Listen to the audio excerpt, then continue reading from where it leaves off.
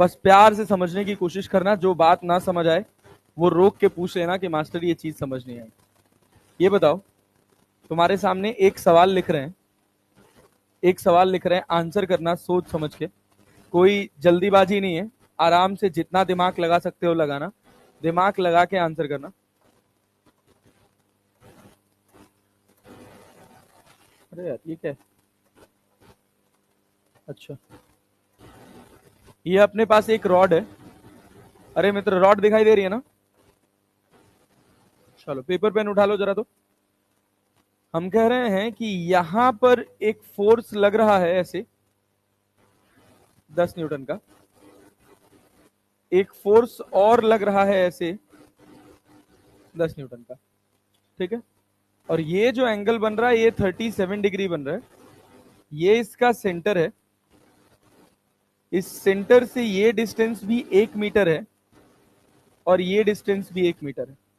सवाल पूछा गया, find the position and magnitude and direction of force so that the rod remain in equilibrium.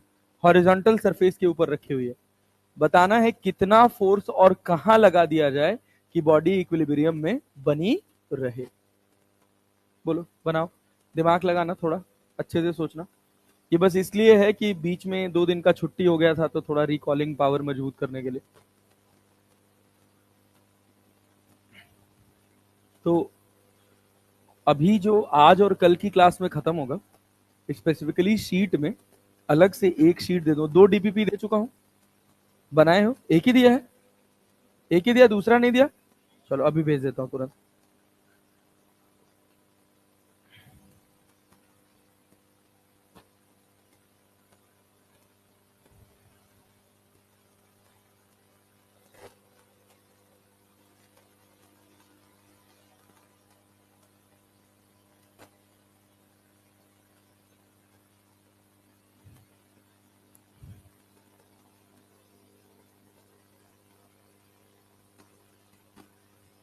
कितना force आया? 4 Newton. 4 Newton. 4 Newton. थोड़ा और अच्छे से सोचो। ये बॉडी इक्विलिब्रियम में रहनी चाहिए। इक्विलिब्रियम में रहने का मतलब है कि एक्स में भी नेट फोर्स जीरो और वाई में भी नेट फोर्स जीरो। तो देखो, जब तुम 4 लिखे हो तो एक्स में जीरो किए हो, वाई में जीरो किए हो, या दोनों में जीरो किए हो? वाई में। तो एक्स में कौन करेगा? तो एक्स में कौन करेगा बोलो? अभी तक तो हम जितना सवाल पढ़ रहे थे उसमें खाली वर्टिकल वर्टिकल फोर्स लग रहा था, अब यहाँ पे वर्टिकल और हॉरिजॉन्टल दोनों आ गया है। हम करें? हम करें? चलो एक हम लगा देते हैं, फिर तुम लगाना। देखो, ये तुम्हारे पास 10 न्यूटन है, कितने मीटर पे लग रहा है? 1 मीटर। इस 10 के कितने कंपोनेंट? यहां 37 है, तो क्या ये भी 37 हो जाएगा? अरे हो जाएगा। तो 10 cos 37 क्या इधर 8 आएगा, और इधर कितना आएगा? 6 नहीं होता। नीचे फोर्स कितना लग रहा है? 10। ऊपर कितना? ऊपर अपने को कितने की रिक्वायरमेंट है? क्या 4 न्यूटन का फोर्स ऊपर लग जाएगा?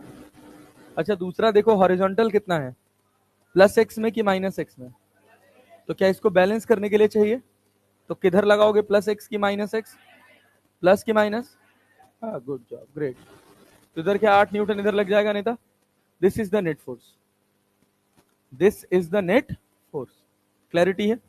क्या मैग्नीट्यूड निकाल सकते हो इसका? नेट फोर्स का अगर मैग्नीट्यूड डायरेक्शन पूछे तो ये तो कर सकते हो ना? हाँ, सुनना अभी, वो तो बात की बात है, वो तो अपन कर लेंगे, वो तो वेक्टर है।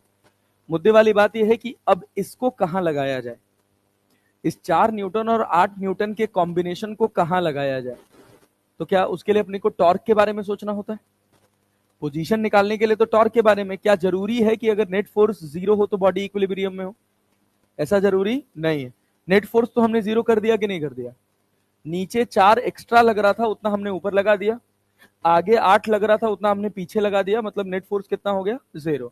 Now the next point is all about कि अपने को करना क्या है? क्या करना है? नेट टॉर्क को अपने को क्या करना है? 0। तो देखो, ये दोनों फोर्सेस मिलके कैसा टॉर्क प्रोड्यूस कर रहे हैं, क्लॉकवाइज की एंटी क्लॉकवाइज?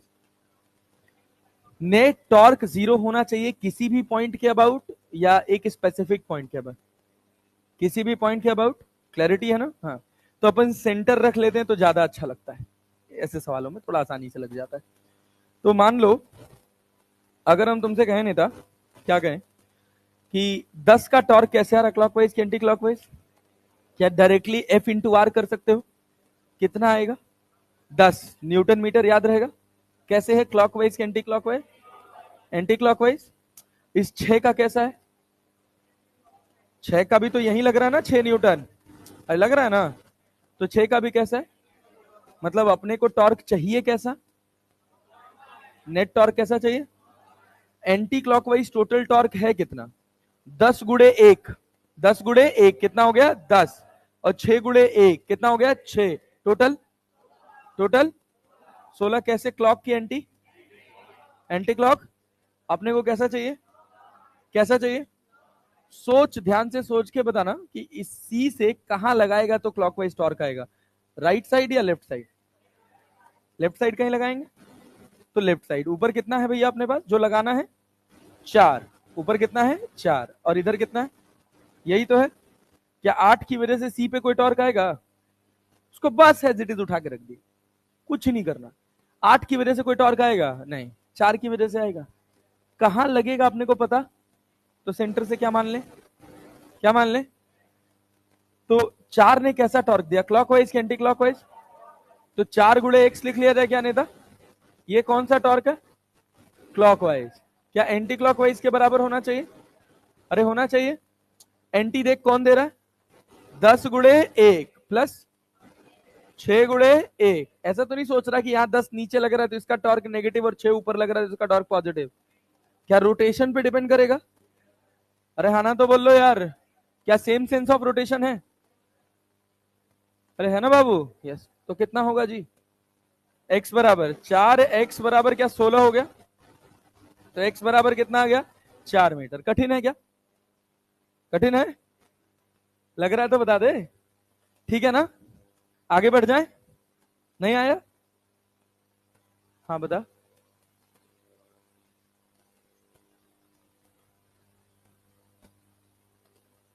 हाँ हाँ ठीक, सोच, बढ़िया। चल इधर ध्यान से। हाँ, इसको ये नहीं पता चल रहा कि अपन ये फोर्स यहां ही क्यों लगाए। क्लैरिटी है ना, यही ना। अपन 4 और 8 का डायरेक्शन चेंज नहीं कर सकते। ये जैसा निकला है हमारा नेट फोर्स जीरो करने पर वो एज इट इज रहेगा, रहेगा ना। सोचिए 10 न्यूटन इसको कैसे घुमा रहा है, क्लॉकवाइज की एंटी क्लॉकवाइज? कैसे घुमा रहा है? Anti clockwise. ये 6 न्यूटन भी अपन क्या चाहते हैं, ये घूमे कि ना घूमे, इक्विलिब्रियम में रहे। यही तो हमारी चाहत है ना भाई।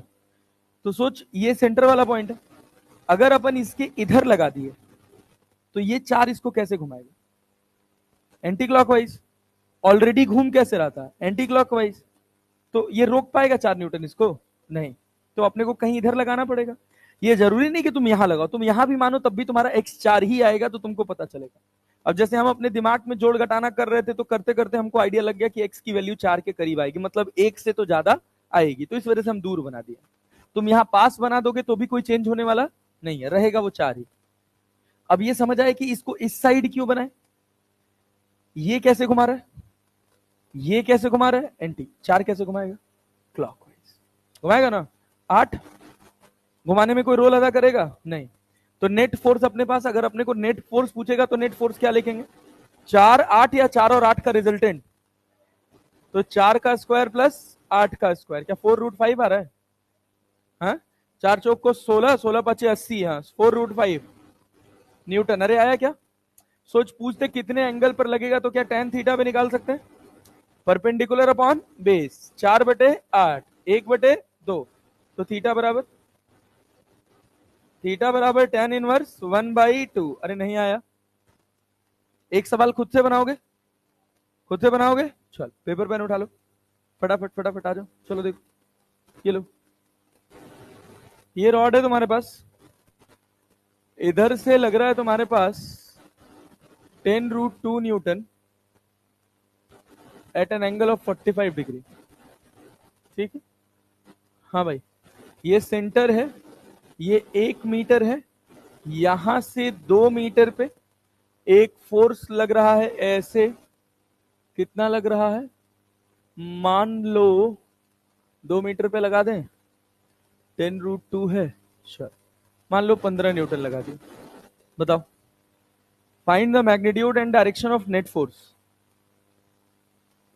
ये छोड़ो, एक और चेंज कर देते हैं, लो थोड़ा अच्छा बना देते हैं इसको। रुक जाओ रुक जाओ, ऐसे बना देते हैं, ऐसे बना देते हैं। कितना बना दें? चलो 10 न्यूटन बना देते हैं। अब बताओ, ये बनाओ, ये थोड़ा सा अलग हो जाएगा, वो एकदम सिमिलर कट कॉपी पेस्ट हो जाता।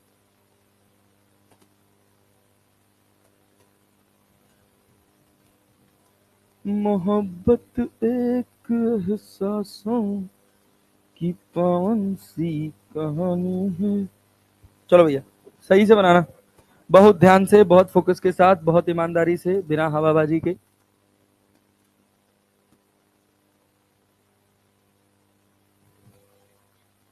जिसको मोमेंट ऑफ इनर्शिया आ गया, इक्विलिब्रियम आ गया, और एक और टॉपिक इसके बाद आएगा, एंगुलर मोमेंटम। जिसको ये तीन चीज समझ आ गई, मैं उसको खून में रोटेशन उतार दूंगा, फिर रोटेशन नहीं जाएगा। अभी तक रोटेशन कठिन लगा कुछ? लग तो रहा है सर। कब है? नहीं, रोटेशन कठिन लग रहा है जी? Yes sir. कहा है अभी तक क्या कठिन लग रहा है? मोमेंट ऑफ इनर्शिया निकालना कठिन लग रहा है क्या? सवाल बनाओगे नहीं तो कठिन तो लगेगा ही, हमेशा पीछे ही पढ़ते रहोगे तो कठिन लगेगा। छुट्टी में जितना बैकलॉग है सब कवर करके आना वापस। 5 दिन रच के पढ़ना। 5 दिन का छुट्टी है ना? 9, 10, 11, 12, 13। हाँ, पूरा मैकेनिक से देंगे।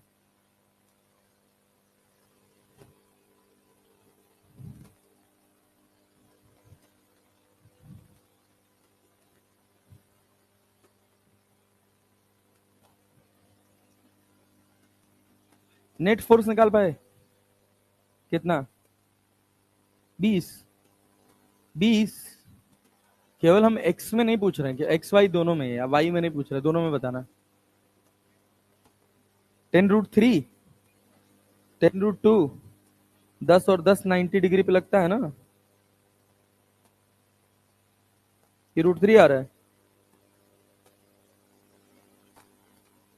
हाँ बहुत बढ़िया, सही था।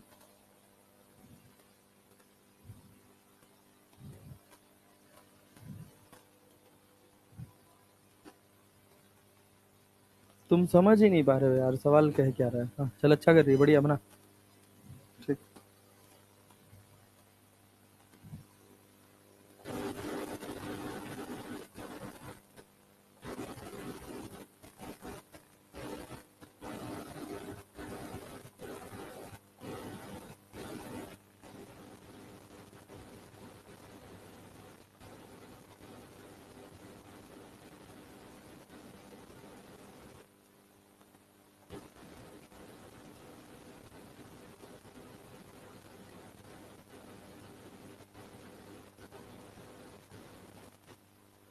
Find definite magnitude, direction and point of application to make the body in equilibrium.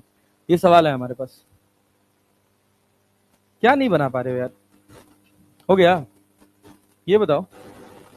चलो, जिसका अभी तक नहीं बना है वो पेन छोड़ दे, जिसका बन गया वो मिला ले। इससे ज्यादा समय लगना नहीं चाहिए। ये 10√2 के कितने कंपोनेंट जी? इधर कितना? 10। नीचे कितना? नेट नीचे कितना लग रहा है? 10 और 10 20 ना? तो मतलब अपने को ऊपर चाहिए ना कितना? 20। कितना? ये प्लस एक्स में कितना लग रहा है? मतलब अपने को इधर कितना चाहिए? 10। यही तो चाहिए, यही तो चाहिए। इसको क्या अपन पॉइंट पी मान लें? पी मान लें। चल अब टॉर्क देखो, कौन टॉर्क देगा? 10, ये वाला 10 या ये वाला 10? पहला वाला ना। 10 × 1, क्या 10 हो गया? क्लॉकवाइज कि एंटी क्लॉकवाइज? Anti clockwise. ये कैसे देगा? कितना? कितना? कितना? तो टॉर्क ज्यादा किसका है, क्लॉकवाइज का कि एंटी क्लॉकवाइज का? क्लॉकवाइज का ना। तो अपने को कैसे चलाना है इसको, क्लॉक की एंटी? एंटी क्लॉकवाइज ना। अब सोच, ना तो तुझे इसका मैग्नीट्यूड चेंज करना है, ना तो डायरेक्शन। कहां लगाएगा तो बात बनेगी? सोच, इधर लगा दे तो ये कैसे घुमाएगा? Anti clockwise. और इधर लगाएगा तो किधर लगाएगा? किधर? राइट साइड ना? राइट साइड ना? खत्म बात। इधर पी पॉइंट पे लगा दे, कितने डिस्टेंस पे? एक्स पे। अगर तूने इधर भी लगा दिया ना तो कुछ होगा नहीं, खाली एक्स का वैल्यू नेगेटिव आ जाएगा। खाली एक्स का वैल्यू नेगेटिव, कहीं भी लगा दो। लो मान लो हम यहां लगा दिए, तुम कहोगे तो यहां भी लगा देंगे, उससे कुछ फर्क नहीं पड़ेगा, बस वैल्यू क्या आएगी, नेगेटिव। लगा दें? लो देखो, हमने कहा कि हम कहीं पी पॉइंट को यहां लगा दिए, अभी इस पी पे कितना फोर्स है, इधर कितना लग रहा है 10, ऊपर कितना 20, टॉर्क देगा कौन, 10 की 20, 10 की 20, क्या नेट टॉर्क बराबर 0 लिख लें? क्लॉकवाइज का टॉर्क पॉजिटिव और एंटी क्लॉकवाइज का नेगेटिव। सोच, ये वाले 10 को देख, पहला नंबर ये कैसे दे रहा, 10 एक कम है 10, एंटी को पॉजिटिव मान ले, एंटी को पॉजिटिव मान ले। अच्छा, ये 10 कैसे दे रहा, तो क्लॉकवाइज ना, तो 10 की 20, फोर्स इंटू परपेंडिकुलर डिस्टेंस, क्या 20 लिख लें? अब सोच, ये 20 कैसे दे रहा, कितनी डिस्टेंस पे है, एक्स पे, क्लॉकवाइज दे रहा है ना, तो पॉजिटिव के नेगेटिव। अरे भाई, हमने एंटी क्लॉकवाइज को पॉजिटिव माना है तो क्लॉकवाइज नेगेटिव, तो अभी तुझे कैसा दिख रहा है, ये 20 कैसे जा रहा है क्लॉकवाइज, तो क्या लिखेगा, -20 एक्स बराबर, तो 20 में से 10 गया, -10 बराबर कितना, 20 एक्स ना, क्या इससे ये कट जाएगा, एक्स का वैल्यू कितना है, -1/2 मीटर। इसका क्या मतलब है कि तूने ये जो माना है वो गलत है, तुझे इधर मानना है। अरे आया कि नहीं आया, कहीं भी मान ले यार, कोई फर्क नहीं पड़ता, ये +1/2 मीटर मतलब यहां लगेगा। अरे क्लैरिटी है, तूने किधर लगाया था इसको, राइट हैंड साइड के लेफ्ट हैंड साइड, ये लेफ्ट है ना भाई, लगाया किधर था, लेफ्ट, वैल्यू कैसी आई, नेगेटिव, मतलब हमने गलत साइड लगाया था क्या, बस वहीं से उतना दूसरे साइड लगा दो। समझ गए, समझ गए, कहीं भी उठा के लपेट दो यार, हर जगह से आंसर आएगा, कोई दिक्कत वाली बात नहीं। और कराऊं क्या ऐसे सवाल, हाँ दादा, लो बनाओ, जल्दी बनाओ, अब क्वेश्चन नहीं लिखेंगे, अब खाली डेटा दे रहे हैं, सेम क्वेश्चन है, ठीक है ना, कि लिखें, हाँ थोड़ा स्पीड आएगी ना उससे, सवाल बनाओ फटाफट बनाओ। तो फिर एक और चीज सिखाएं, यहां पे लग रहा है 50 newton at an angle of 37 degree, इस सी से 1 मीटर पे, और यहां से 2 मीटर पे लग रहा है अपने पास कितना, ऐसे लग रहा है 100 newton at an angle of 53 degree. बताओ बताओ, नेट फोर्स कहां और किधर लगा दिया जाए कि इक्विलिब्रियम में रहे,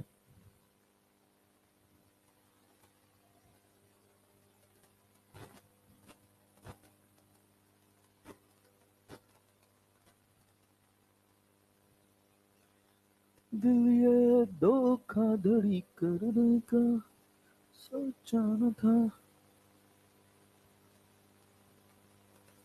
ऐ जिंदगी तू भी कभी आवाज भी कहीं से।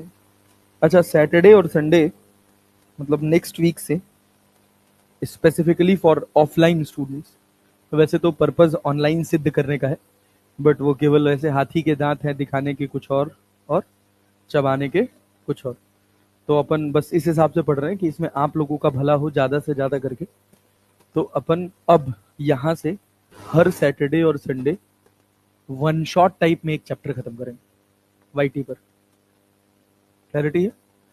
तो उससे क्या होगा कि अगर तुम सैटरडे और संडे पे कंसिस्टेंटली 3-3 घंटे, वो भी लेट नाइट रहेगा, 9 बजे के करीब शुरू होगा, 12 बजे तक चलेगा, तो सैटरडे और संडे अगर तुम अपना 3-3 घंटे देते रहोगे तो तुम्हारा कंटेंट रिवाइज हो जाएगा, तुम्हारे बैकलॉग्स कम से कम रहेंगे, क्लियर है?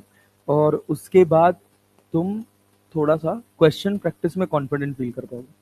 उसमें मैं पढ़ाऊंगा नहीं ज्यादा, सवाल ज्यादा कराऊंगा, 2 लाइन की थ्योरी लिखी, जैसे अभी अपन इतनी प्रैक्टिस कर रहे हैं, एक टाइप के सवालों पे 3-3 4-4 सवाल बना रहे हैं, ऐसे नहीं, वहां एक टाइप के मैक्स टू मैक्स 2 सवाल, बहुत उड़ के अगर कुछ टफ टाइप रहा तो 3 सवाल। तो उससे क्या होगा कि आपका जो पुराना कंटेंट है, जो थोड़ा बहुत इधर उधर हो रहा है, वो रिवाइज हो जाएगा। और मोस्ट प्रोबेबली होता क्या है हमारे साथ जनरली फिजिक्स में, कि जैसे हमसे मैकेनिक्स छूटती है ना, और जब हम यहाँ से फ्लूइड्स वाले चैप्टर में जाएंगे, सॉलिड्स वाले चैप्टर में जाएंगे, तो ये कंटेंट हमसे डिस्कनेक्ट होने लग जाता है। तो एनएलएम तक तो मैंने उसमें करा दिया है, एनएलएम तक पढ़ा दिया, फ्रिक्शन तक पढ़ा दिया, फ्रिक्शन के बाद WEP से स्टार्ट करेंगे। 2 दिन में वर्क एनर्जी, 2 दिन में सर्कुलर, 2 दिन में सेंटर ऑफ मास। मतलब ये मान के चलो कि जब तुम्हारा नवंबर एंड हो रहा होगा, जब तुम्हारा पूरा 11th बाइंड अप हो रहा होगा, अगर तुम मैकेनिक्स को अपने साथ रख के लेकर चले गए, मतलब सैटरडे संडे तुम इसलिए दे दिए कि हम बस अपना पीछे का पोर्शन अपने साथ पढ़ रहे हैं, और यहां से जितनी भी फिजिक्स पढ़ाऊंगा सब DPPs के माध्यम से पढ़ाऊंगा, तो कोशिश ये करेंगे कि हम बैकलॉग्स बहुत ना बनाए, और जिन चैप्टर्स के बैकलॉग बन रहे हैं उनको YT से खत्म करें। एक लेक्चर रह गया है, हाँ मेरे ध्यान से उतर गया था कि एक पार्ट मैंने पढ़ाया ही नहीं है, तो वो मैं सोचा था रिकॉर्डेड दे दूंगा, क्योंकि चलते चलते OBS लटक गया था। तो देखो कल मेरा स्टूडियो सेट हो जाएगा, तो परसों नरसों में मैं रिकॉर्डिंग करके डाल दूंगा। बहुत थोड़ा सा ये सब एडमिन वेडमिन वाले थोड़ा स्लो काम करते हैं, पता नहीं क्यों, अभी तक इन्वर्टर नहीं बेच पाए। मैंने कहा मैं अपने पैसे से लगा ले रहा हूँ, पैसा दे दो हमको। नहीं नहीं sir, we have stock, we will send to you. मैं कहा ठीक है, चलो भाई मैं करूँ इसको। हाँ 1 मीटर आया है, सबका आया ही नहीं है क्या जी? कितना? 1 मीटर? क्या जी इतना क्या इसमें कठिन है जो तुम नहीं कर पा रहे हो यार? समझ ही नहीं आ रहा मुझे। ये तो बहुत इजी बात हो गई यार। यहाँ 50 के कितने कंपोनेंट, इधर कितना जाएगा? ये 37 है तो इधर कितना जाएगा? 40। इधर कितना? 30 ना। ये 100 है ना, ये 53 हो गया ना, तो इधर कितना आएगा? 60। इधर कितना आएगा? 80। तो टोटल नीचे कितना लगा? 80 30 110। 100, तो अपने को 110 नीचे चाहिए कि ऊपर? ऊपर चाहिए ना। अपनी इच्छा अनुसार कहीं भी जहां मन करे, यहां मन करे यहां मान लो। एक्स पे कितना ऊपर लगा दो? 110। अच्छा सोचो हॉरिजॉन्टल, इधर लगा 40, इधर लगा 60, नेट किधर? 20 है ना। तो अपने को लगाना किधर है? इधर की ऑपोजिट साइड। अरे भाई 40 इधर 60 इधर, तो इधर वाला ज्यादा है, तो ऑपोजिट साइड इधर लगा देंगे। कितना? 20 लगा देंगे। इससे कोई टॉर्क आने वाला तो है नहीं। नेट टॉर्क अबाउट सी कितना? 0। नेट टॉर्क अबाउट सी कितना? 0। अरे हो गया ना। कठिन लग रहा है? Force into perpendicular distance. ये बताइए 30 कैसे घुमा रहा है इसको? क्लॉकवाइज के anti clockwise? Anti clockwise. Anti को पॉजिटिव मान ले तो क्या लिखेगा? 30 गुणे 1, 30 गुणे 1, 110 कैसे घुमा रहा है? ये भी एंटी एंटी क्लॉकवाइज ना, तो प्लस 110 गुणे एक्स। अरे क्लैरिटी है। और ये 80 कैसे घुमा रहा है? क्लॉकवाइज ना, तो माइनस लिख लें। 80 गुणे कितना? 80 गुणे, क्या ये 60 भी घुमाएगा? 60 तो इधर लग रहा है ना, से कुछ नहीं होगा, बराबर 0। तो 110 एक्स बराबर कितना? 8 2 160, 160 में 30 गया तो 130। क्या इससे ये कट गया? x बराबर 13/11। आया था? आया था?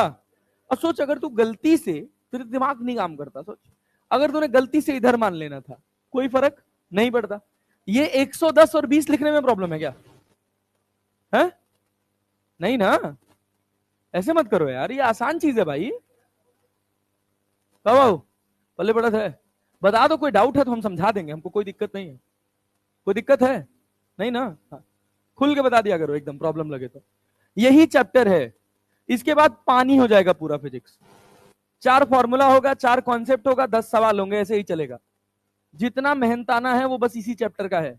इस चैप्टर के बाद आने वाले 1 1.5 महीने एकदम सस्ती फिजिक्स चलेगी, जिसमें कुछ दिमाग नहीं लगाना। फिर इलेक्ट्रो आएगा, इलेक्ट्रोस्टैट्स आएगा, उसमें थोड़ा दिमाग लगाना पड़ता है, डेटा ज्यादा है, फॉर्मूले ज्यादा है, याद करना पड़ता है।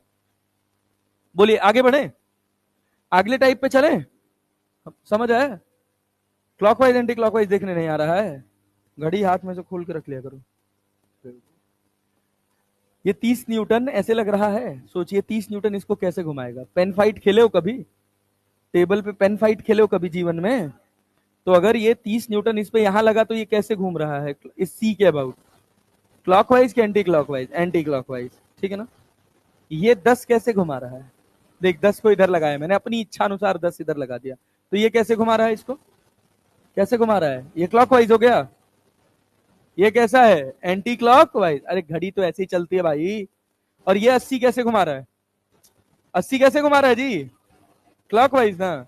तो एंटी का टॉर्क पॉजिटिव और क्लॉक का टॉर्क नेगेटिव, बस फोर्स इनटू परपेंडिकुलर डिस्टेंस। चलें और आगे बढ़े। एक और बहुत फेमस प्रॉब्लम है जिसको बोलते हैं लैडर प्रॉब्लम। क्या बोलते हैं, लैडर प्रॉब्लम। उसका जेनरिक पार्ट मैं कराऊंगा, लास्ट में एक रिजल्ट ले आऊंगा, वो रिजल्ट आपको याद करना है, ठीक है ना। और उस रिजल्ट से एक दो कंक्लूजन पर पहुंचेंगे। बहुत सिंपल होता है, कुछ होता नहीं। फिर उसके बाद आगे के सवाल मतलब मुजवानी बनने लग जाएंगे। लैडर वाली प्रॉब्लम, फ्रिक्शन याद है, स्टैटिक फ्रिक्शन याद है। स्टैटिक फ्रिक्शन में दो बातें इंपॉर्टेंट, एक स्टॉक और एक रिक्वायरमेंट। एक स्टॉक और एक, अगर मेरा रिक्वायरमेंट मेरे स्टॉक से कम है तो बताओ स्लाइडिंग होगी कि नहीं होगी। और अगर मेरा स्टॉक मेरे रिक्वायरमेंट के बराबर है तब भी स्लाइडिंग नहीं होगी। This is known as just at the verge of motion. Clarity है। अगर मेरा स्टॉक कम हो गया और मेरा रिक्वायरमेंट ज्यादा तो स्लाइडिंग, तो स्लाइडिंग। फ्रिक्शन लगेगा कितना, रिक्वायर्ड वाला या स्टॉक वाला, स्टॉक वाला, क्योंकि उससे ज्यादा फ्रिक्शन तो पॉसिबल ही नहीं है। अरे बात समझे ना। तो मैक्सिमम फ्रिक्शन जो लग सकता है वो स्टॉक लग सकता है, लग सकता है। स्टैटिक फ्रिक्शन की जब हम बात करते हैं तो एफ एस मैक्स को लिखा जाता है म्यू एस इंटू एन। ये स्टॉक है कि रिक्वायरमेंट, ये क्या है, स्टॉक। रिक्वायरमेंट इस बात पे डिपेंड करेगा कि उसको चलाने वाला फोर्स कितना है। सुनना, अब जैसे हम तुमसे कहें, क्या कहें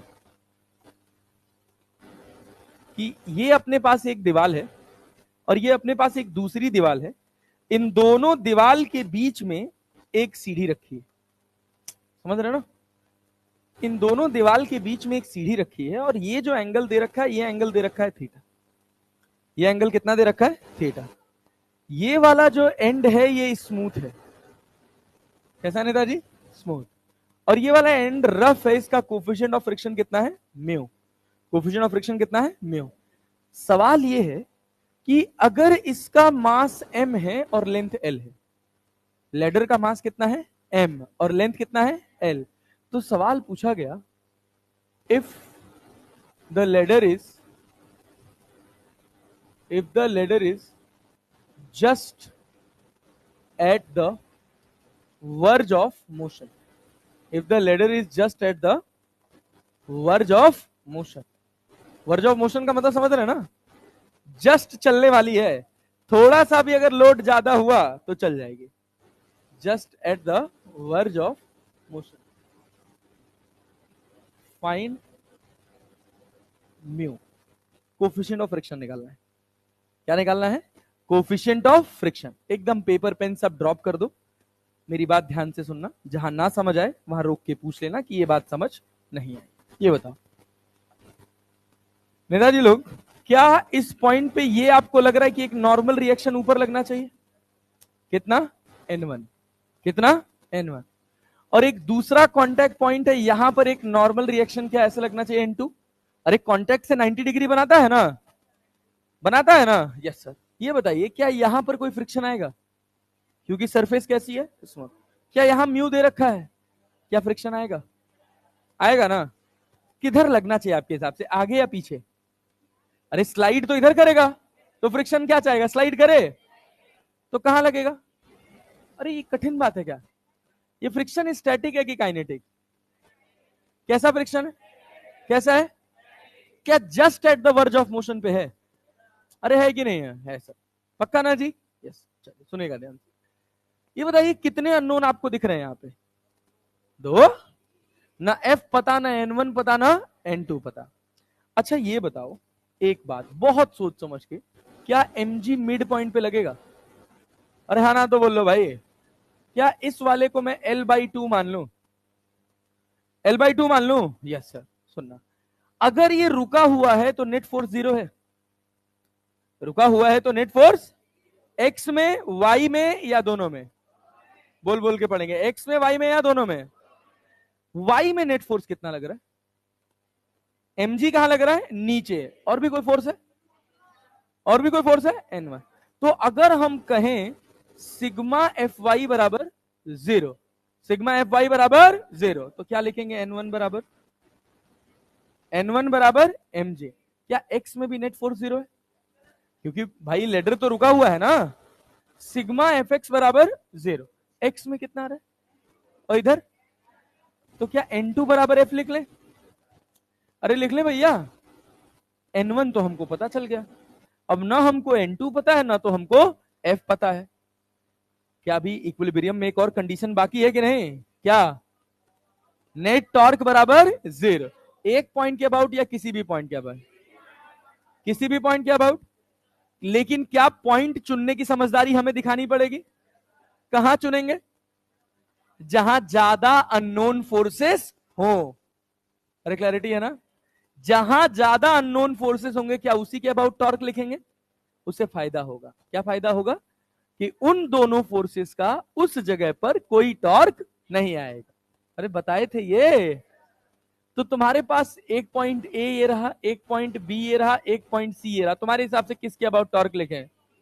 सी के अबाउट? बी के? ना तो तुमको एफ निकालने की जरूरत पड़ेगा, ना तो तुमको N1, क्या खट से N2 मिल जाएगा? मिल जाएगा। सोचो अगर तुम यहां मान लेते तो N2 भी आता, N1 भी आता और F भी आता। 3 अननोन आते। अरे आते ना? हाँ। तो जो थोड़ा थोड़ा बात बताता हूं उसको ध्यान से सुना कर। क्लैरिटी है ना? हाँ। यहां से देखते मान लो, तब कितने आ जाते? N1 का अलग आता और F का अलग आता। N1 और F दोनों का अलग अलग आता। आता ना? अरे आता कि नहीं आता? पक्का? पक्का ना? बहुत बढ़िया। तो N2 बराबर कितना हो गया भैया? F। N2 बराबर F। क्या टॉर्क अबाउट B बराबर 0 लिख लें? टॉर्क अबाउट B बराबर 0। तो ये बताओ, mg नीचे लग रहा है, mg का टॉर्क कैसा? क्लॉकवाइज कि एंटी क्लॉकवाइज? कैसा है? N2 का आया, आया। खूब सो जमाई जमाई फाड़े पड़े हैं। ये बताओ, परपेंडिकुलर डिस्टेंस L/2 है कि नीचे वाली है? तो ये L/2 है, तो ये कितना होगा जी? L/2 cos। तो clockwise torque negative, anti clockwise torque positive और क्लॉकवाइज टॉर्क नेगेटिव। तो चलो mg का टॉर्क क्या लिखोगे? mg into L/2 cos theta. अरे क्लैरिटी है? नेट टॉर्क 0 है तो क्या क्लॉकवाइज बराबर एंटी क्लॉकवाइज लिख लें, या यहां माइनस लगा के लिख के फिर माइनस को उधर ले जाएं? माइनस लगा दें, बराबर लगा दें। N2 का कितना? ये परपेंडिकुलर डिस्टेंस है कि ये परपेंडिकुलर डिस्टेंस है? ये वाला जी। अरे ये परपेंडिकुलर कहां है? नहीं है ना? N2 के साथ तो ये है ना। ये कितना है? ये L है। कितना है L? ये कितना है? थीटा। तो इधर L का कंपोनेंट।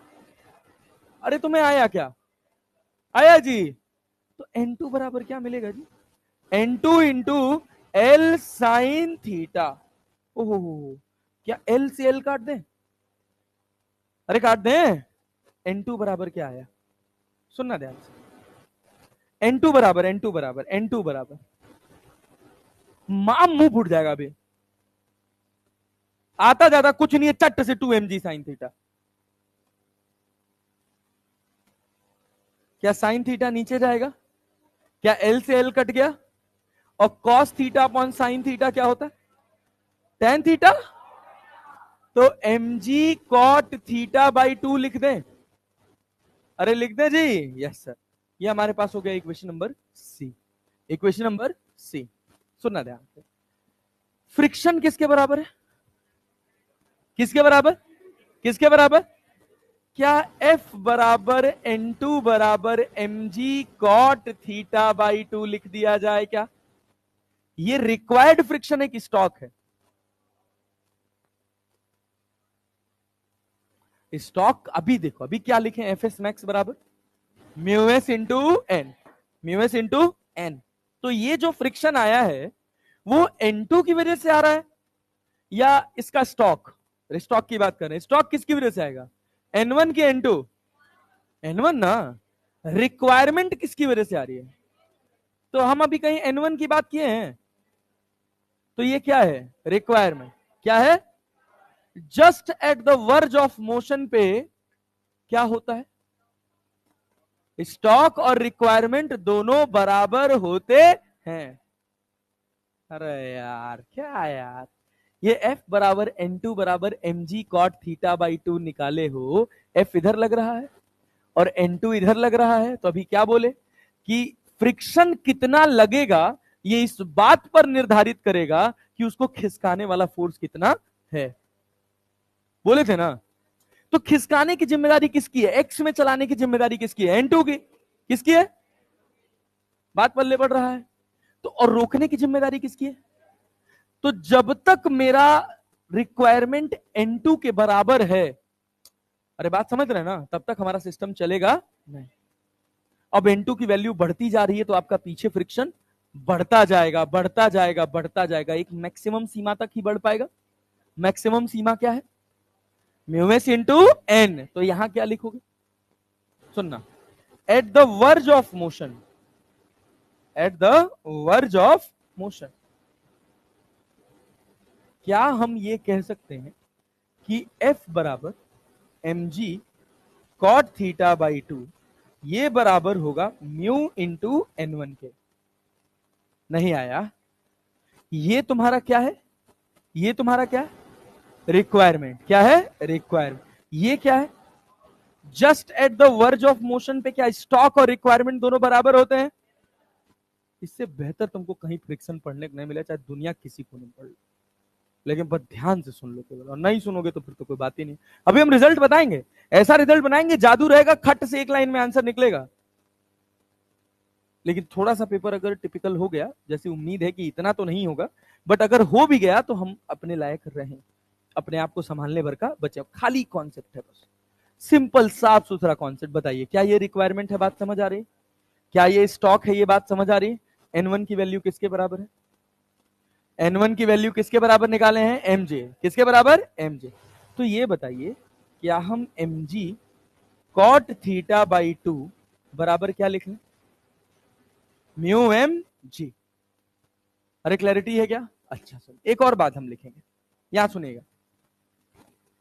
अगर हम कहें just at the verge of motion को हटा के, इतनी कहानी समझ आई कि नहीं आई? पल्ले पड़ी ना? Yes sir. अब हम इसको हटा दे रहे हैं, सुनिएगा। अभी एक और कॉन्सेप्ट इसके साथ इंट्रोड्यूस करेंगे। अब हम just at the verge of motion को हटा के लिख रहे हैं to avoid sliding. To avoid sliding. क्या मेरा रिक्वायरमेंट मेरे स्टॉक से कम या उसके बराबर होना चाहिए?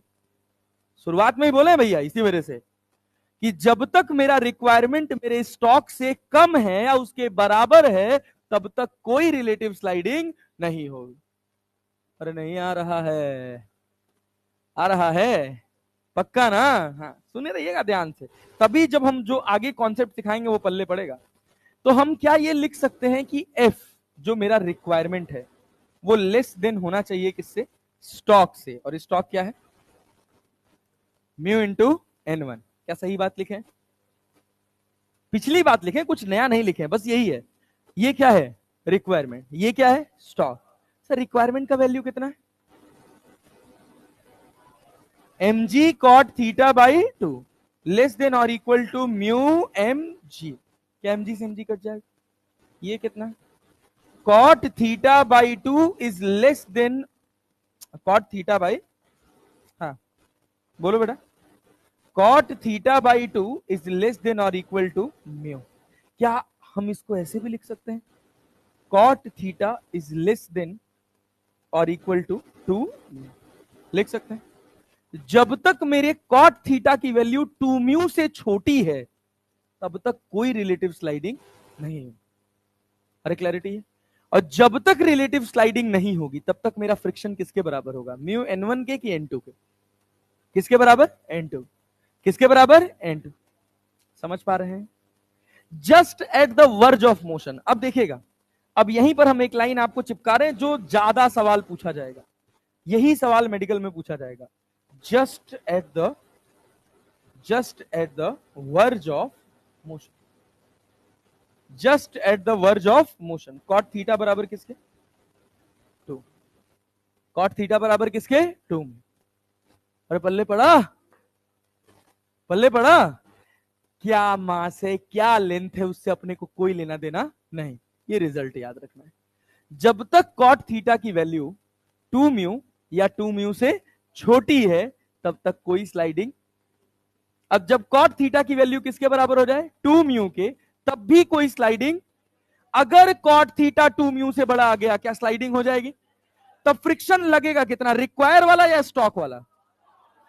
कौन सा वाला? स्टॉक वाला। अरे बूझ पा रहे हो? पक्का ना जी? यस। अब आओ तुमको थोड़ा और फील दिलाते हैं इसका। देखना, अगर हम तुमसे कहें, हाँ नोट करने का मौका दूंगा अभी, टेंशन मत लो, और नहीं भी मिलेगा तो बहुत छुट्टी है यार, सवाल बनाना सीखने आना चाहिए। ये देखो, हम कह रहे हैं कि ये रॉड है। क्या है भाई साहब? रॉड है, पक्का ना? सवाल क्या पूछेगा? सवाल कहेगा कि ये इंक्लाइंड है 30 डिग्री पे, इसका मास दे देगा तुमको ऐसे 5 kg, लेंथ कह देगा 4 मीटर, क्या दे रहा है? It is just at the verge of motion, it is just at the verge of motion. बताइए यहां म्यू क्या होगा?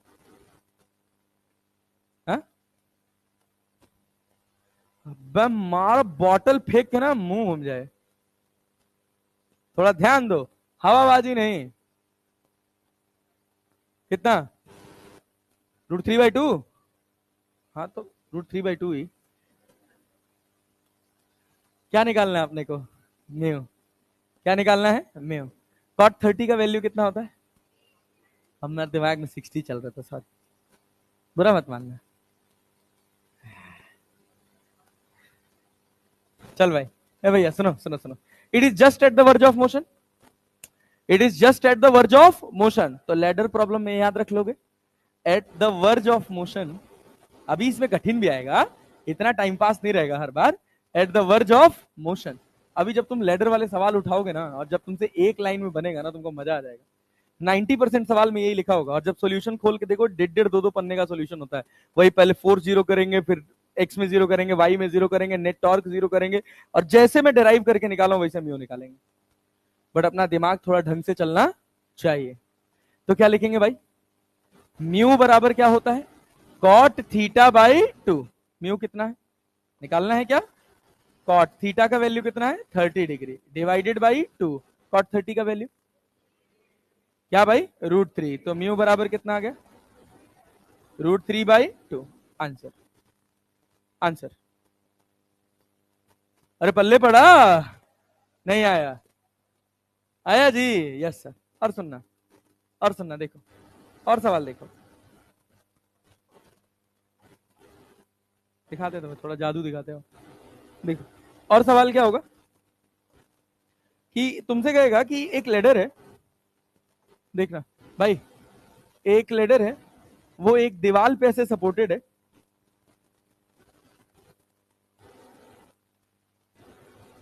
ऐसे सपोर्टेड है। कह रहा है यहां म्यू का वैल्यू दे रखा है 0.5। कितना दे रखा है? 0.5। कहा गया if it is eight the verge of motion, बताओ ये थीटा कितना होगा? कितना होगा? 45 डिग्री। थीटा बराबर 45 डिग्री। खत्म बात। अरे नहीं आया यार? आया जी? क्या लिखोगे? Find theta, find theta if the ladder is, if the ladder is just at the verge of motion, just at the verge of motion। तो क्या लिखोगे जी? क्या लिखोगे भैया? हम क्या जानते हैं? कॉट थीटा बाई 2 बराबर म्यू। तो कॉट थीटा बराबर कितना हो जाएगा जी? 2 इंटू 0.5। तो थीटा बराबर कितना? 45 डिग्री। अरे नेता समझ आया क्या? अरे बहुत कठिन लग रहा है? नो सर, अभी लग जाएगा, भरोसा रखो।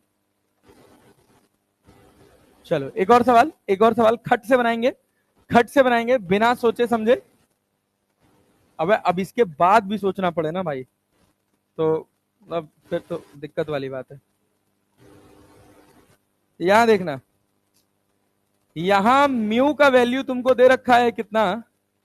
म्यू का वैल्यू दे रखा है तुमको, चलो मैं दे दिया 0.6। कितना दे दिया? 0.6। बताओ ये थीटा कितना होगा? मास m लेंथ l, मास m लेंथ l बस छलावा है, थीटा बताना है कितना होगा, थीटा बताना है कितना होगा।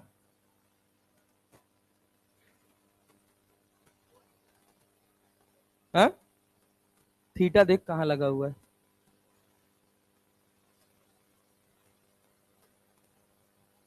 अरे मालिक, अरे मालिक, अरे मालिक, सोचो थीटा कहां लगा है, ऊपर ना।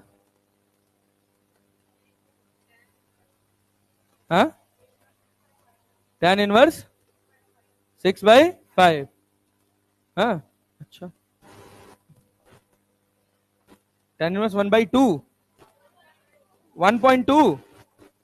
अच्छा सुनो, ए भैया, ये वाला एंगल क्या 90 माइनस थीटा हो जाएगा? अरे हो जाएगा। और फिर क्या लिखोगे? कॉट 90 माइनस थीटा बाई 2 बराबर 0.6। कॉट 90 माइनस थीटा क्या होता है? क्या होता है? tan थीटा होता है ना जी। तो थीटा बराबर tan इनवर्स 1.2। अरे हो गया क्या? बहुत कठिन था, यही आएगा नीट में, 90% चांस है। 10% के लिए तो सारा फाइट है, 10% के लिए तो सारा फाइट है। सवाल समझ आया कि नहीं? ये सवाल के पहले इंपॉर्टेंट ये है, अगर ये नहीं आया और आप सवाल बना रहे हैं, मतलब आप अपने आप को धोखा दे रहे हैं मित्र, ये बात जान लीजिए। तो ये आना चाहिए, फिर से समझ लीजिए इसको। सिग्मा एफ एक्स बराबर 0, सिग्मा एफ एक्स बराबर 0। एक्स में क्या n2 लग रहा था और क्या f लग रहा था, तो n2 बराबर f, सिग्मा एफ वाई बराबर 0। y में नीचे क्या n1 बराबर क्या, नेट टॉर्क भी 0। किसके अबाउट निकाले? क्या सबके अबाउट 0 है? नहीं है, सबके अबाउट, लेकिन निकालना आपने किसके अबाउट है? क्या टॉर्क अबाउट बी लिख लें? अरे आना तो बोल लो। ये कितना है? एल बाई, ये कितना होगा? एल बाई टू कॉस, क्या M G into L by two cos theta लिख लें, बराबर एन टू कैसे घुमा रहा है, N two perpendicular distance L sine theta, तो N two into L sine theta, क्या एल से एल कट जाएगा, cos theta upon sine theta, M G cot theta हो गया ना, डिवाइडेड बाई 2। क्या ये स्टॉक है कि रिक्वायरमेंट? क्या है? स्टॉक कितना हो सकता है? म्यू इंटू, क्या रिक्वायरमेंट हमेशा स्टॉक से छोटा या उसके बराबर रहना चाहिए? रहना चाहिए। तो M G cot theta by 2 less than और इक्वल टू, क्या इससे कट गया, क्या म्यू इज ग्रेटर देन और equal to cot theta by, या cot theta by 2 is less than और इक्वल टू म्यू। जब तक कॉट थीटा बाई 2 की वैल्यू म्यू से छोटी है तब तक फ्रिक्शन स्टैटिक की काइनेटिक, स्टैटिक की काइनेटिक, क्या वो स्टॉक के बराबर होगा या स्टॉक से कम? स्टॉक से कम, कम कम कम, स्टॉक से कम या उसके बराबर, उससे ज्यादा, उससे ज्यादा तो हो ही नहीं सकता। अगर कॉट थीटा बाई 2 की वैल्यू म्यू से बड़ी हो जाए, क्या खिसक जाएगा, स्लाइड कर जाएगा, तो फ्रिक्शन कितना होगा? Mu into n1, mu into, hardcore यही कॉन्सेप्ट ही और कुछ सवाल ही नहीं। अरे 3 सवाल समझ आए? आया नहीं था? यस सर, चल एक सवाल और देखो, देखो देखो देखो, देखते जाओ बस, सब टाइम पास चीज है, कुछ नहीं है इसमें। हाँ बोलो, कोई कुछ कहा? फैन क्या ठंडा लग रहा है क्या? हाय कर दे यार, बीमार पड़ जाएगी। फैशन खींच दे, टूटे जा बाबू, खट खट खट खट मार रहे। चलो भैया भैया भैया भैया भैया, बाबू इधर ध्यान दो। हम कह रहे हैं नेता, सुनना, हम कह रहे हैं कि यहां पर म्यू जो है ना वो 0.5 है। म्यू कितना है? 0.5। और ये थीटा है ना, ये 60 डिग्री है। चलिए पहले आसान वाला बनाते हैं। म्यू है 0.5 और ये थीटा जो है ये 30 डिग्री है। कितना भाई साहब? 30 डिग्री। हम कह रहे हैं कि इसका मास है 5 kg और लेंथ है इसका 4 मीटर। बताइए स्लाइडिंग होगा कि नहीं होगा? कहा मिलो, एसी लग रहा है? अच्छा आ जाओ। स्लाइड करेगा कि नहीं करेगा? नहीं करेगा? नहीं करेगा? कहो करेगा? नहीं करेगा? अच्छा, ये बताओ, ये बताओ, ये बताओ, ये बताओ, करेगा? नहीं करेगा? क्यों? कौन ज्यादा है, म्यू की cot theta by two? Cot theta by two ज्यादा है ना? तो मां मुंह फूट जाएगा, स्लाइड नहीं करेगा। अरे टू अवॉइड स्लाइडिंग अभी क्या पढ़ के आए हो? Cot theta by two less than और equal to mu. Cot theta का वैल्यू ऐसे लिख लिया करो, ऐसे लिख लिया करो। कॉट 30 कितना होता है? हाँ, √3 होता है ना? Yes sir. √3/2 लेस देन और इक्वल टू म्यू कितना है? 0.5। अरे भैया क्या हो गया, 1। सही है कि गलत? अरे सही है कि गलत? ऐसे यहां लगाओ और कह दो स्लाइडिंग होगी, स्लाइडिंग होगी। अरे होगी ना? अरे होगी कि नहीं होगी? स्लाइडिंग होगी।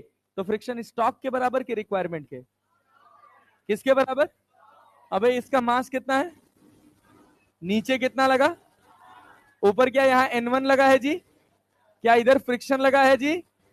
तो भैया स्लाइडिंग होगी तो F बराबर क्या म्यू N1 हो जाएगा। म्यू कितना है जी? N1 कितना है जी? 50। कितना आया? न्यूटन। अरे आया क्या? अरे नहीं आया? आया ना? पक्का ना? अब इसमें सवाल पूछेगा what is the value of friction. Question क्या है? Find the value of, find the value of friction. अरे क्लैरिटी है? तो हम हमसे ये थोड़ी का स्लाइड कर रहा है कि नहीं कर रहा, तुम खुद से चेक करो कि स्लाइड करेगा कि नहीं करेगा। अरे यार यही तो टैलेंट है, यही तो सवाल है, यही एक सवाल तो तुमको स्पेशल बनाएगा अपने आप में। हाँ क्या बात है, क्या बात है, बहुत बढ़िया। अब जानते पहला ऑप्शन क्या दिया होगा? पहला ऑप्शन क्या दिया होगा? F बराबर N2। बात समझे है ना? अरे पल्ले पड़ रहा है। N2 बराबर क्या निकाले हैं? देखिए N2 बराबर क्या निकाले हैं? mg cot theta by 2। अरे क्लियर है? तो लोग याद कर लेते हैं F बराबर mg cot थीटा बाई 2 और ये वैल्यू डाल देते हैं तो गेम हो जाता है भाई साहब। ध्यान दे रहे हैं ना? तो चेक जरूर कर लेना कि स्लाइड कर रहा है कि नहीं कर रहा है। क्लैरिटी है? चल एक सवाल और बनाओ। लो लो लो लो लो लो भैया लो लो। कितना सवाल प्रैक्टिस करवाओगे तुम लोग? चलो देखो भैया, ये अपने पास मास है 5 kg, लेंथ है 4 मीटर। मास है 5 kg, लेंथ है 4 मीटर, ये एंगल है 45 डिग्री और म्यू दे रखा है 0.4। बताओ स्लाइड करेगा कि नहीं करेगा? स्लाइड करेगा कि नहीं करेगा? करेगा? करेगा? करेगा जी। एंगल है 45 डिग्री, म्यू का वैल्यू है 0.4। क्या अपन लिख लेंगे ऐसे? अरे भाई क्या ऐसे लिख लेंगे? क्या लिख लेंगे? Cot theta by 2 is less than और इक्वल टू म्यू। म्यू का वैल्यू, कॉट 45 का वैल्यू 1/2। अरे क्लियर है? 1 इज लेस देन और इक्वल टू 0.8। सही है कि नहीं है? अरे ये सही है कि नहीं है? नहीं? क्या 1 बड़ा होता है? अरे 1 बड़ा होता ना 0.8 से। अरे 1 बड़ा है कि 0.8 गधा दास? तो क्या गलत हो गया ना? गलत हो गया तो स्लाइड करेगा ना? ऐसे लिख के काट दिया करो। गलत है, गलत है मतलब स्लाइड करेगा। तो नीचे कितना? कितना? 50। क्या यहाँ N1 लगेगा जी? क्या पीछे फ्रिक्शन लगेगा जी? अरे लगेगा भैया। तो F बराबर क्या लिखोगे? Mu into N1। Mu into N1। Mu कितना है? 0.4। N1 कितना है? 50। 5 चौक को 20। 1 मिनट भी नहीं लगेगा सवाल बनाने में। अरे क्लैरिटी है? नहीं आया? आया? ले भैया फ्रिक्शन आ गया 20 न्यूटन। अरे आया कि नहीं आया? आया? Come to the last type, अगर स्लाइड नहीं किया तो क्लैरिटी, तब फ्रिक्शन कितना लगेगा। स्लाइड ना करने, मुंह फूट जाए। हाँ mg cot थीटा बाई 2, सही, सॉरी, अब हमको बोल लेने दिया अगर पहले। हम कह रहे हैं कि स्लाइड ना करने का, कौन है, एक मिनट भाई,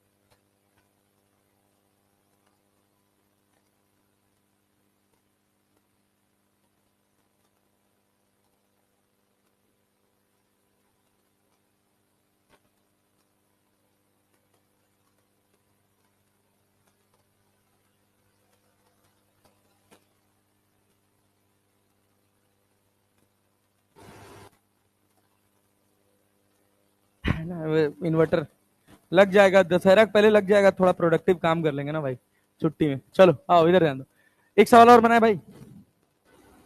हाँ भैया, now come to the last question, that is very important. कि अगर मान लो हम तुमसे कहें, समझ आ रहा है हम जो पढ़ा रहे हैं, हैं?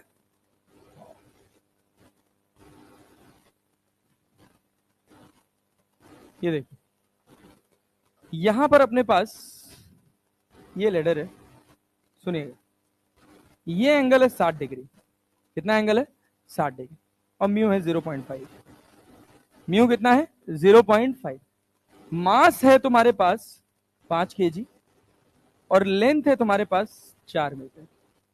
मास है 5 kg और लेंथ कितना है 4 मीटर। स्लाइड करेगा कि नहीं करेगा, करेगा कि नहीं करेगा, नहीं करेगा। तो सवाल है कि find friction, find friction, friction कितना होगा बोलो। कॉट थीटा बाई 2 ही तो कर रहे हो ना, तो mg कॉट थीटा बाई 2 करो, खत्म बात।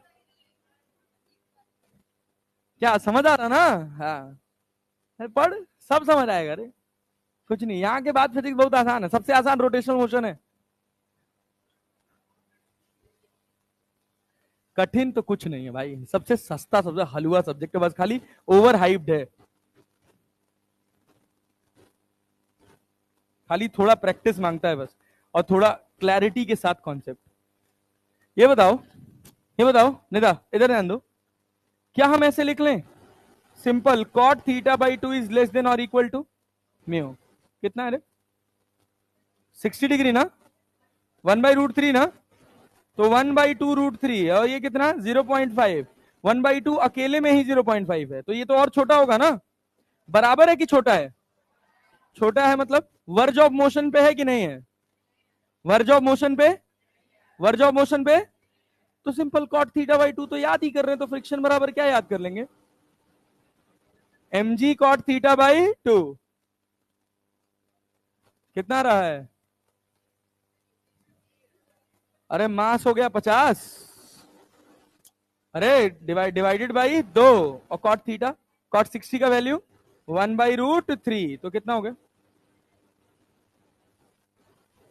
हाँ भैया 25/√3 न्यूटन, का 15 आ रहा था जी,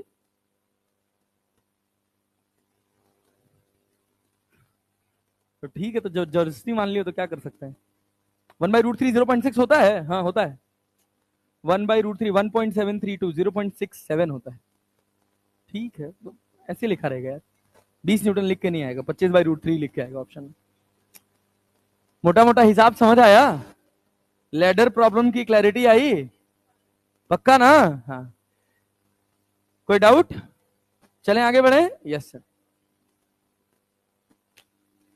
आ रहा है, झूठ तो नहीं बोल रहे ना तुम लोग, एफ बराबर क्या म्यू इंटू N1 करने में कोई दिक्कत तो नहीं है ना जी, अरे कर सकते हैं ना, 3 पार्ट है, तीनों को अलग अलग ध्यान से बाइफरकेट करके रखे रहना, just at the verge of motion, just at the verge of motion, क्या फ्रिक्शन बराबर mg cot थीटा बाई 2 चलेगा? तब तक चलेगा, लेकिन उसके बाद mu into n1, mu into n1 कर लोगे? यस। आओ अब आगे बढ़ते हैं। लिखोगे क्या? लिखेंगे तो बहुत टाइम लग जाएगा यार, 1 बज गया, कुछ पढ़ा लेने दो एक्स्ट्रा। समझ आया है? जैसे क्लास खत्म होगा तुरंत आज का आज खत्म कर लेना, अगर छोड़ दिए तो फिर गड़बड़ा जाएगा। आज के आज जाके लगा लेना। क्लियर है ना?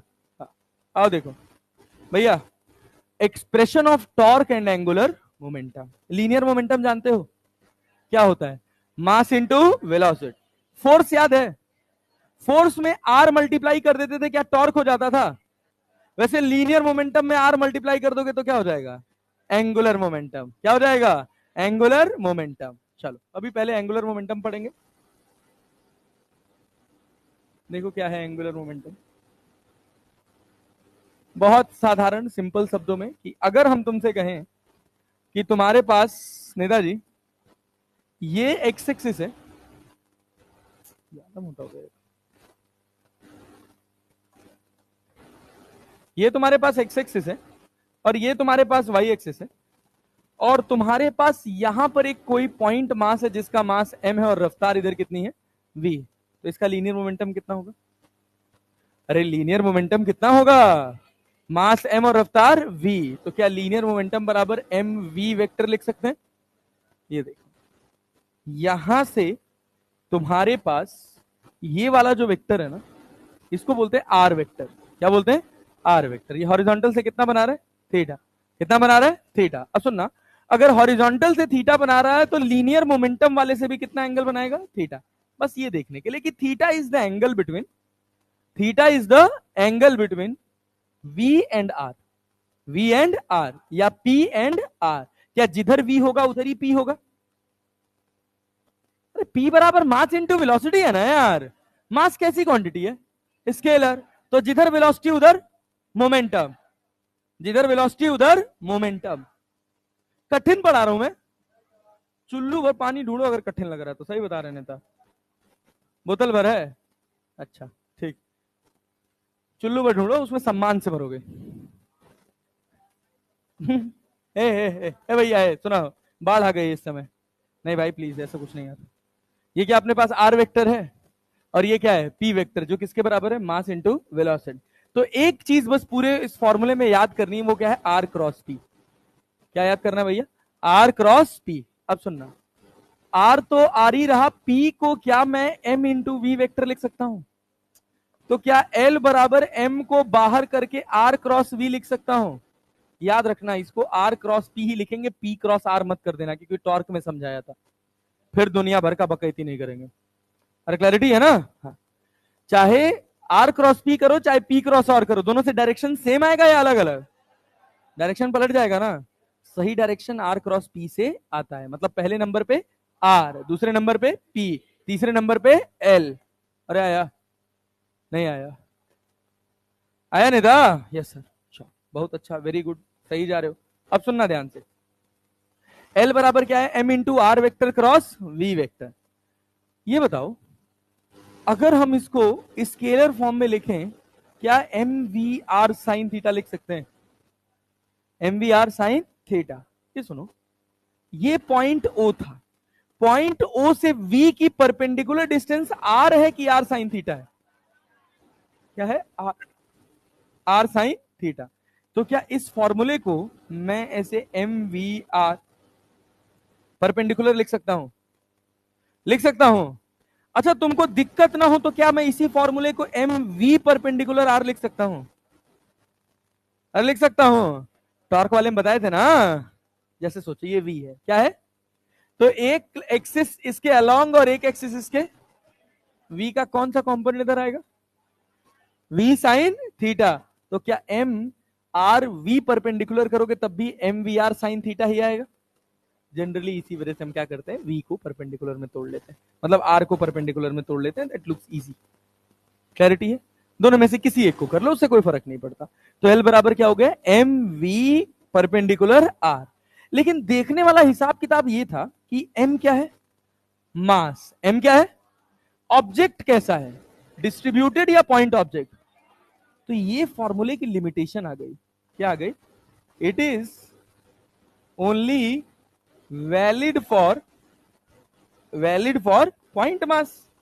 किसके लिए वैलिड है? पॉइंट मास के लिए। तो डिस्ट्रीब्यूटेड मास के लिए क्या करेंगे? इंटीग्रेट कर देंगे। कर देंगे, हाँ। छोटे से मास का ज्ञान तो हमको है ना, हाँ। तो वो सब हम पहले कर चुके हैं। मोमेंट ऑफ इनर्शिया निकलता है उससे। क्या निकलता है? Moment of inertia. क्या ये जानते हो मोमेंट ऑफ इनर्शिया mr² होता है? जानते हो ना? अच्छा, सुनना सुनना सुनना सुनना ध्यान से देखो। ये बताओ, मोटा मोटा हिसाब, L बराबर तुम्हारे पास क्या है? mvr perpendicular. mvr परपेंडिकुलर किसके लिए वैलिड है? ये पॉइंट मास के लिए। अच्छा, बहुत बढ़िया। हम तुमसे कह रहे हैं कि ये तुम्हारे पास एक बॉडी है, इधर ये x एक्सिस है, ये y एक्सिस है, और ये z एक्सिस है। थोड़ा अंग्रेजी बोलेंगे, ध्यान से सुनना। मतलब अंग्रेजी का मतलब अंग्रेजी नहीं, अंग्रेजी का मतलब वो भाषा जो थोड़ी कम समझ आती है हमको। संस्कृत, वो तो मान लो आउट ऑफ सिलेबस है, ठीक है। अभी जब थोड़ा सा रोटेशनल प्लस ट्रांसलेशनल थोड़ा सा पढ़ाएंगे तो संस्कृत आएगी, ठीक है ना। अभी थोड़ा अंग्रेजी सुनिए। ये बताइए, आसान है रे, हम ऐसे थोड़ा सा हाइप बनाते कि तुम थोड़ा ज्यादा ध्यान से देखो। ये बताओ, इसमें कितने पार्टिकल्स हैं? अभी 4 राउंड उड़ेगा, अपने आप पता चल जाएगा कि लीक कर दिए कि सही बोल रहे हैं। कितने पार्टिकल्स हैं? n। ये पूरी बॉडी इस एक्सिस के अबाउट कितने से घूम रही है? ओमेगा। कितने से? क्या हर पार्टिकल का ओमेगा सेम होगा? अरे होगा कि नहीं होगा? होगा। क्या सबका v सेम होगा? एक फॉर्मूला पढ़े होगे सर्कुलर मोशन में, v बराबर r ओमेगा। v बराबर, जो एक्सिस के पास रहेगा वो धीरे धीरे घूमेगा, और जो एक्सिस से दूर रहेगा वो तेज तेज घूमेगा। सबका v अलग होगा, लेकिन सबका ओमेगा। सोच, हम यहां थे ना, हम 30 डिग्री घूमे। कितना घूमे? उसी टाइम में मेरे मिड पॉइंट पे अगर कोई डिब्बा था तो वो भी 30 डिग्री घूमा, और जो कॉर्नर पे था वो भी 30 डिग्री। लेकिन ज्यादा डिस्टेंस कौन चला? कॉर्नर वाला ना। तो कॉर्नर वाले की रफ्तार और पास वाले की क्लैरिटी है ना। तो v सबका अलग अलग, लेकिन ओमेगा सबका, क्योंकि सब टी टाइम में बराबर एंगल चल रहे हैं कि नहीं चल रहे हैं? नहीं आ रहा है? आ रहा है। सबका ओमेगा, ये डिस्ट्रीब्यूटेड मास सिस्टम है, सबका ओमेगा सेम है। क्या v अलग अलग है? v सेम है कि अलग है? अलग अलग है। ओमेगा सेम है और v अलग है। अरे नहीं आ रहा है? आ रहा है। क्या सेम है? ओमेगा, और अलग क्या है? v। अच्छा सुनो, अगर हम पार्टिकल 1 की बात करें, मान लो हमने इसका नाम दिया क्या? पार्टिकल 1। क्या नाम दिया? पार्टिकल 1। L1 की बात कर रहे हैं, यहां से इसका डिस्टेंस है R1। क्या R1 परपेंडिकुलर डिस्टेंस है कि नहीं? अरे पॉइंट मास से परपेंडिकुलर डिस्टेंस है। एक्सिस से ये कितना एंगल बन रहा है? कितना बन रहा है? 90। परपेंडिकुलर है। तो ले L1 लिख जरा, तो इसका मास है m1। कितना मास है? कितना मास है? Perpendicular R1। और रफ्तार, रफ्तार v बराबर क्या है? v बराबर, क्या m1 r1 ओमेगा r1 लिख लें? क्या L1 बराबर m1 r1 स्क्वायर ओमेगा लिख लें? L2 बराबर ऐसे Ln बराबर, अरे ठीक है, ठीक है। L जो लिखा है क्या वो R क्रॉस V लिखा है? R और V क्या दोनों से 90 डिग्री पे बनाएगा? हाँ ना, तो बोल लो यार। परपेंडिकुलर है ना? नहीं आ रहा है? परपेंडिकुलर है ना, तो वो क्या करेगा भाई? क्रॉस प्रोडक्ट का जो सी वेक्टर होता है, क्या वो दोनों प्लेन के परपेंडिकुलर होता है? अरे एक प्लेन ये रहा, एक ये रहा, एक ये रहा, तो ये तो दोनों से 90 डिग्री बना रहा है ना। इस वाले से भी 90 और इस वाले से भी 90। ये इस बात पर निर्धारित करेगा, जैसे लीनियर मोमेंटम था वो डिफाइन होता था कि रफ्तार किधर है, एंगुलर मोमेंटम डिफाइन होगा कि ओमेगा किधर है। ये बताओ, इसका ओमेगा कैसा है? क्लॉकवाइज कि एंटी क्लॉकवाइज? हाँ भाई सोचो। क्लॉकवाइज, हाँ। क्लॉकवाइज एंटी क्लॉकवाइज डायरेक्शन होते हैं या sense of rotation? Sense of. कैसे घुमा रहे? क्लॉक की एंटी क्लॉक घुमा, ओमेगा का डायरेक्शन कैसा आएगा? जिधर ओमेगा उधर एल, जिधर ओमेगा उधर नहीं आया। अरे देख ना, एल ओमेगा की डायरेक्शन में आया कि नहीं आया? अरे है ना, सोच, सब में ओमेगा ओमेगा ओमेगा ओमेगा आ रहा है। अरे आ रहा है ना, तो क्या L1 L2 Ln सब एक ही डायरेक्शन में होंगे? अरे होंगे कि नहीं होंगे? नहीं आ रहा है, आ रहा है जी। सब में तो ओमेगा कॉमन है ना भाई, तो सबका एल मोमेंट ऑफ इनर्शिया कैसी क्वांटिटी, स्केलर की वेक्टर, तो इसका तो डायरेक्शन से कोई लेना देना नहीं है। L1 का क्या डायरेक्शन होगा ये निर्धारित करेगा ओमेगा क्या है। अरे समझ आया क्या? सेंस ऑफ रोटेशन कैसा है इसका? तो ओमेगा किधर, एंगुलर मोमेंटम भी इनसाइड ना। अगर हम कहें ये x है ये y है, तो एंगुलर मोमेंटम प्लस जेड की माइनस जेड? माइनस जेड ना, पक्का ना? यस, बहुत बढ़िया। ये बताओ, जब सबका डायरेक्शन सेम है, जैसे इधर लगा 10 न्यूटन, कितना लगा? एक और 10 न्यूटन लगाए टोटल, एक और 10 लगाए 30, सबको जोड़ देते हो, सबको जोड़ देते हो ना। वेक्टर क्वांटिटी नॉर्मली ऐड या सब्ट्रैक्ट तब होती है जब वो 0 डिग्री पर हो या 180 डिग्री। अरे आ रहा है क्या? सब के सब एल अंदर है कि नहीं है? क्या सबको जोड़ दें? तो जो नेट एंगुलर मोमेंटम होगा पूरी बॉडी का, पूरी बॉडी का, वो कितना होगा? m1r1 का स्क्वायर प्लस m2r2 का square and so on mn का स्क्वायर। अरे नहीं आया नेता? कॉमन क्या? ओमेगा। इसको बोलते हो क्या बे? क्या बोलते हो? Moment of inertia. अरे बोलते हैं ना। ये कैसा मास सिस्टम है? कैसा है? तो क्या L बराबर आई इंटू ओमेगा लिख लें? अरे आया कि नहीं आया? L बराबर क्या आया? आई इंटू ओमेगा। अब ये चाहे पॉइंट मास हो, चाहे डिस्ट्रीब्यूटेड मास हो, क्या हर जगह काम करेगा? अरे करेगा ना। इस पॉइंट मास का मोमेंट ऑफ इनर्शिया क्या होगा? mr square. आर क्या? ये आर की आर साइन थीटा, परपेंडिकुलर ना, एक्सिस ऑफ रोटेशन से परपेंडिकुलर डिस्टेंस ना, तो हो गया। अरे क्लैरिटी है ना? ओमेगा बराबर क्या लिखोगे? v by R sine theta, कट जाएगा, आर साइन थीटा कट जाएगा, फिर क्या बचेगा? एम वी आर बचेगा, M V R sine theta. छोड़ो तुम, वो सब बात की बात है। ये पल्ले पड़ा कि नहीं? एल बराबर आई इंटू ओमेगा। हम कह रहे हैं, हम यहां कह रहे हैं it is valid for point mass as well as point mass as well as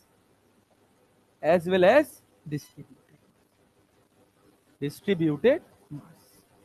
अरे नहीं आया जी, आया आया आया, पल्ले पड़ा। ऐसा तो नहीं सोच रहे हो कितना थ्योरी लिखवा रहा है? ये थ्योरी नहीं लग रहा ना तुम लोगों को? यही कॉन्सेप्ट है नेता, यही कॉन्सेप्ट है। ये आ गया तो सब खत्म, फिर एंगुलर मोमेंटम में कुछ खास बात नहीं है। बताओ अभी तक कोई डाउट? डिस्ट्रीब्यूटेड मास सिस्टम के लिए एल बराबर आई इंटू ओमेगा कैसे लिखें, क्या इस बात की क्लैरिटी है? ये जानना बहुत जरूरी। हम ऐसे भी लिख सकते थे कि for distributed mass system L बराबर आई ओमेगा होता है, याद कर लो। बात समझे ना? लेकिन लॉजिकली हमारे दिमाग में कुछ चीजें सेट होनी चाहिए। जब तक आप याद करते रहेंगे तब तक आपके कभी फंडामेंटल्स स्ट्रांग नहीं होंगे, और फंडामेंटल स्ट्रांग नहीं होंगे तो आप फट जाएंगे। ये जो लेडर वाला प्रॉब्लम कराए है ना, 90% लोग सवाल गलत करके आते हैं। 90% लोग, क्योंकि फंडामेंटल ही नहीं अच्छा है। आधे लोग रट लिए एफ बराबर म्यू इंटू एन होता है, आधे लोग रट लिए एफ बराबर M G cot theta by 2 होता है। अब दोनों का कंडीशन अलग अलग है, और ऐसे छोटी सी लाइन में आपसे खेल जाएगा और आप निपट जाएंगे। एसर्शन रीजन में खेल जाएगा, न्यूमेरिकल में खेल जाएगा। क्लैरिटी है ना? तो cot theta by 2 less than और इक्वल टू म्यू कब होगा? स्लाइडिंग के बाद कि स्लाइडिंग के पहले? स्लाइडिंग के। और उस समय क्या एफ एन टू के बराबर होगा? एफ एन टू के बराबर होगा कि नहीं होगा? और अगर कॉट थीटा बाई 2 की वैल्यू बड़ी हो जाए किससे? म्यू से, तो क्या म्यू एन वन हो जाएगा?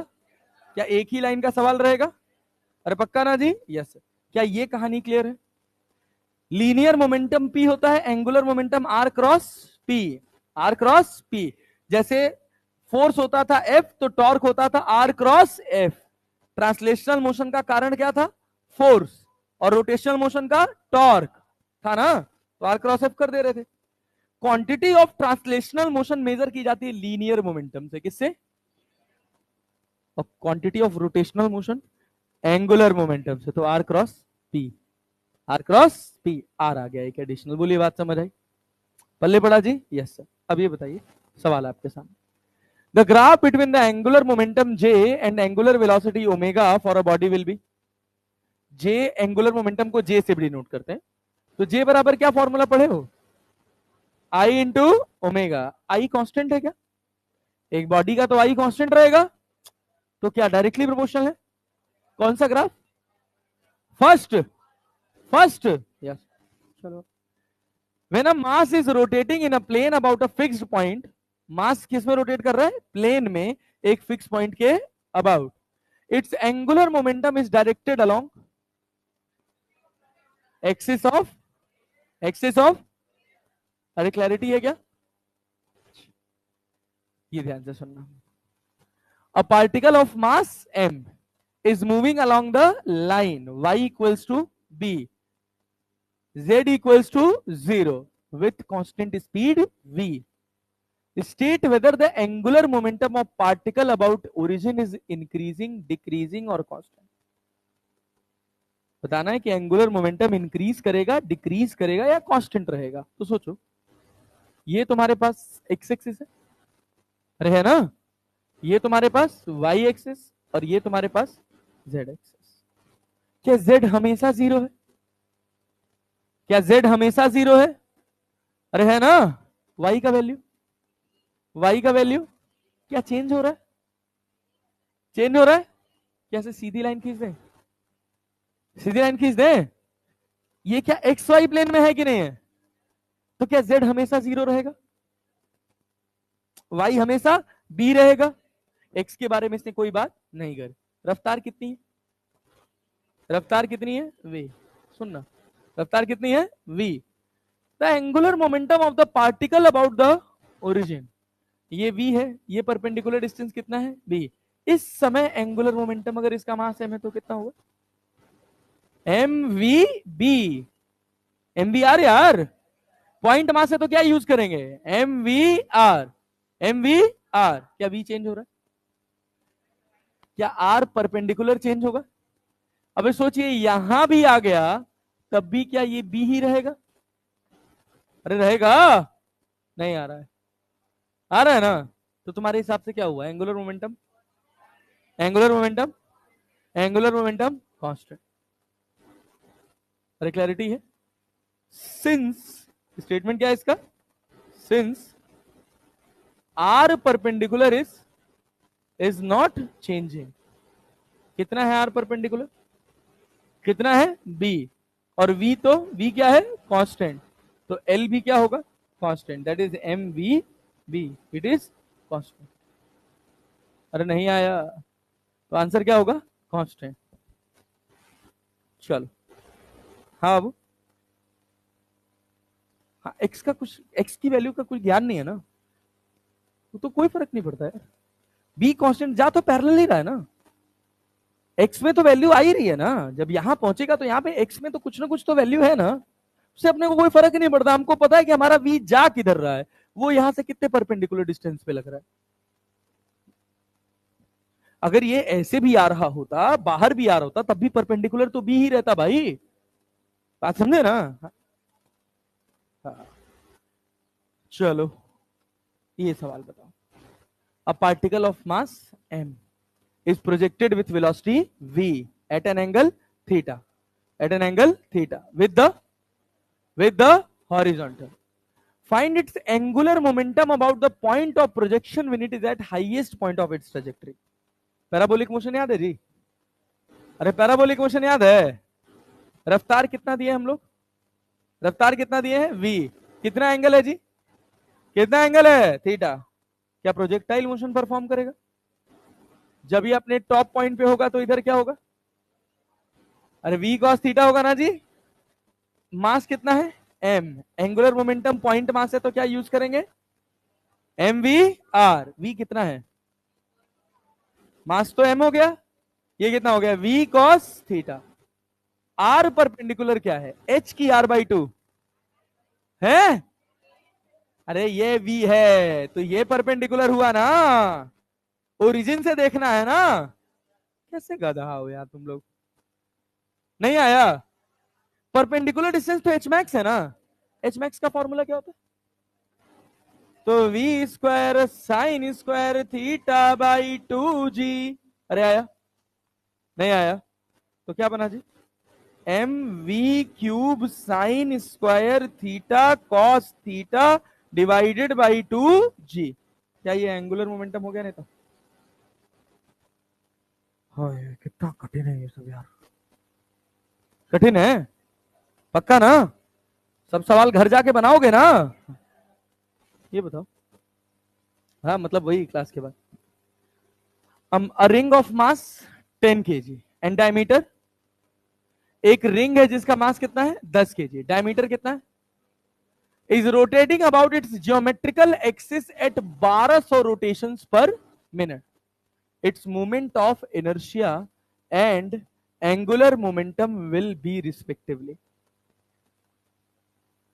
क्या बना सकते हो, क्या मोमेंट ऑफ इनर्शिया लिख सकते हो, क्या लिखोगे, आई बराबर क्या लिखोगे, M R square, M R square, M कितना है, आर कितना है 0.4, 0.2, 0.2, तो 0.2 का मतलब क्या 1/5 होता है, अरे क्लैरिटी है, तो कितना हो गया 5 2 ना 10, तो 5/2, 5 चौक को 20, क्या 0.4 आ गया, 0.4 किलोग्राम मीटर स्क्वायर।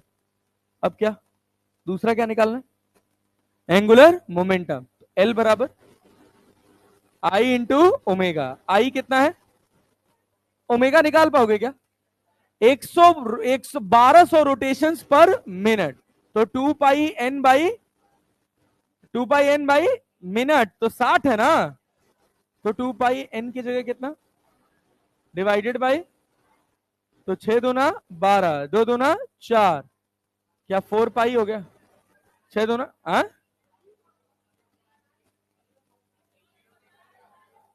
अच्छा 20, हाँ तो कितना हो गया, अरे 40 पाई ना, तो 4 चौक को 16 पाई, अरे क्लियर है, 16 दूना 32, 16 तीन 48, 50.28, तो आंसर नंबर 1। कैसे सवाल बना सकते हो जी, कठिन लगा, ये टाइम पास यही सब नीट में पूछे जाते हैं यार। ये देख, the angular momentum of a flywheel having moment of inertia 0.4 kilogram metre square decreases from 30 to 20 kilogram meter square per second in a period of 2 seconds. The average torque acting on the flywheel. चलो अभी तो average torque पढ़ाया नहीं, यहां से अगली वाली class में कराएंगे, क्लैरिटी है ना, एवरेज टॉर्क से अगली वाली क्लास में। टॉर्क तो नहीं पढ़े ना अभी हम लोग, केवल एंगुलर मोमेंटम पढ़े।